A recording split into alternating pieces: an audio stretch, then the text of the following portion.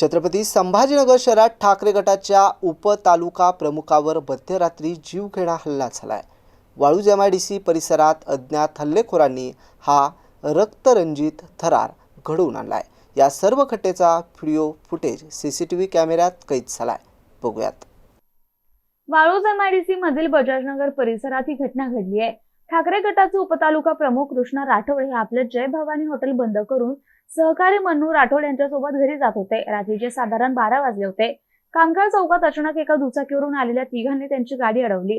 काही काळाच्या आताच आरोपींनी चाकूने हल्ला चढवला। कृष्णा राठोड यांना वाचवायला गेलेल्या मन्नू राठोड यांच्यावरही आरोपींनी सपासप वार केले। या घटनेमुळे परिसरात दहशतीचं वातावरण निर्माण झालंय। हल्लेखोर कोण होते आणि त्यांनी हा हल्ला नेमका कोणत्या कारणाने केला, राजकीय वादातून की वैयक्तिक वैमनस्यातून हे अद्याप स्पष्ट झालं नाही। पोलिसांनी सध्या घटनास्थळाचा पंचनामा केला असून परिसरातील CCTV फुटेज तपासण्याचं काम सुरू आहे। दरम्यान या घटनेनंतर ठाकरे गटाच्या कार्यकर्त्यांमध्ये तीव्र संताप व्यक्त केला जातोय। आरोपींना तातडीने अटक करण्याची मागणी केली जाते।